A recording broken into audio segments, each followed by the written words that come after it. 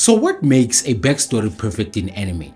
Is it how sad it is, how much pain a character goes through, or how much they give up for the people they love?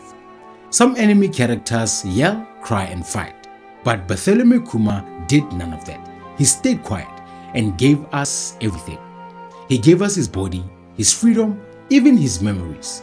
People called him a tyrant, others feared him as a weapon of the world government, but the truth is, he was one of the kindest, bravest men in the One Piece world. He suffered so others didn't have to. He stayed silent so others could speak freely. And he made sure his daughter would never live the life he did. Again, think about it. Why would someone agree to become a slave again, especially after escaping it once? And how does a man who lost everything still become one of One Piece's greatest heroes? Well, today, this is how.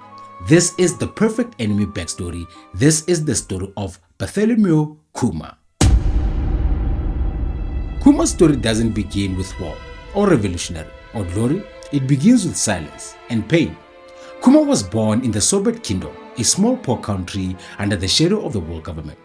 But even before he could speak, the world had already decided that he would be a tool, a number, a slave. Why? Because Kuma was born into a legacy of slavery. His father was a slave marked with a number, branded as property, owned by the celestial dragons. Kuma saw his father suffer quietly, obeying every order, bowing, getting beaten and treated like nothing. And then, like many others, he was killed. No justice, no trial, just gone. And as for Kuma's mother, she didn't survive neither. She died in despair after watching her husband be taken and her son marked for the same fate. Remember, at this time, Kuma was just a kid, alone, enslaved and powerless. He was forced to serve the same monsters who destroyed his parents. They didn't see him as a person, just a body to use. And in that place where he was beaten, starved and humiliated, Kuma learned one thing: to be silent. But that silence didn't mean weakness, it meant survival, it meant remembering. After the tragic death of his parents and years of being enslaved by celestial dragons, Kuma eventually escaped. His first escape was during the legendary God Valley incident, an event still shrouded in mystery where several major figures clashed and the world's balance shifted. Somehow, Kuma survived and found his way back to Soviet Kingdom. But Soviet wasn't a haven. It was ruled by a corrupt, selfish monarch, and the people lived in fear and poverty, forgotten by the world government and preyed upon by the powerful. Kuma saw what was happening and refused to look away. He led a rebellion, not out of hatred but out of duty.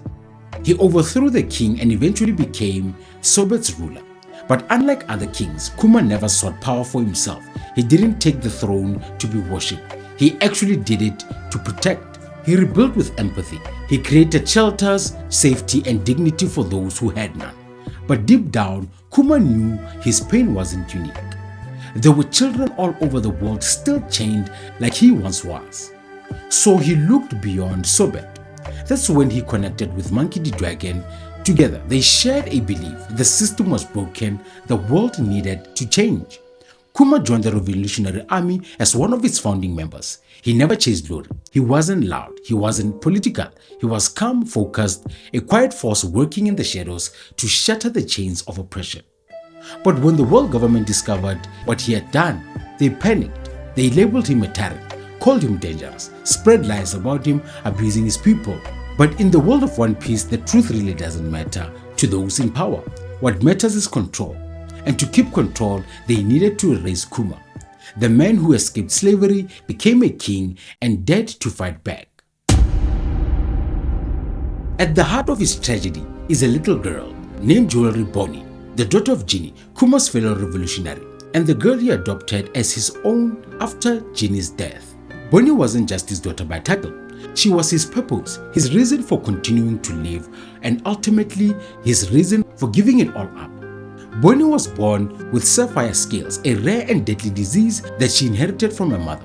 The condition made her life fragile from the start, forcing Kuma to keep her hidden away in a small church. As when she gets exposed to the sun or the moon, the condition got worse. Desperate, Kuma turned to Dr. Vegapunk. The deal was brutal. He would surrender his body, his identity, and eventually his memories to become a pacifista cyborg. In exchange, Bony would be cured. Kuma wasn't forced into it. He chose it.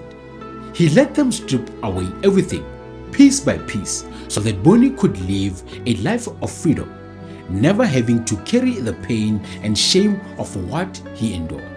He never told Bony the truth. He didn't want her to remember him as a weapon or a former slave or a tyrant, just as her dad. When Bony eventually finds the memory bubble Kuma left behind, a recording of his entire life, she breaks. In both the anime and manga is one of the most gut-wrenching scenes in One Piece. Kuma's backstory is more than just a tragic tale. It's a story layered with powerful themes that elevate him from a mysterious figure to one of the most moving characters in anime. Think about it. First, there is the theme of silence. In a world where most characters shout their convictions, Kuma says almost nothing, and yet his silence speaks volumes. As a child, silence was his survival. As a king, it was his leadership style, and as a father, it became the greatest act of love. Through silence, Kuma protected those he cared about without ever needing praise or acknowledgement. Silence became a language of sacrifice. Which brings us to the second theme, sacrifice. Kuma doesn't just lose things, he gives them up. His throne, his body, his freedom, his memories. He willingly offers all of it, not for personal gain but to protect others, most notably his daughter Bony. Unlike traditional heroes who sacrifice in battle, Kuma sacrificed his very identity. He becomes a machine to keep his daughter safe and the world moving forward. And finally, love. Everything Kuma does is rooted in deep selfless love. Love for his people, love for the oppressed, and above all, love for his daughter. His choices aren't fueled by rage or revenge. They are fueled by compassion. He endures unimaginable pain so that others don't have to. These three themes, silence, sacrifice, and love, make Kuma's story timeless. They turn him into something more than just a tragic figure or a revolutionary. They make him human. And in a world of giants, cyborgs, and devil fruit users, that might be the most powerful thing of all. So, why is Kuma's backstory the perfect anime backstory? Well, it's not just the tragedy, it's not just the mystery, it's the way every part of his life, from childhood to sacrifice, fits together so seamlessly. You can never see him the same way once the truth unfolds. Most anime backstories do follow a pattern, loss, growth, revenge. But Kuma's story is different. It's quiet, it's heavy, and it's real. Born into slavery, watched his parents die, lived in chains, and when he finally escaped, he didn't seek revenge. He went home. He helped his people. He became a king not for power but to heal. Then, he looked at the world and chose to fight the system itself. He joined the revolutionaries knowing the cost, and when the world government came for him, Kuma didn't resist.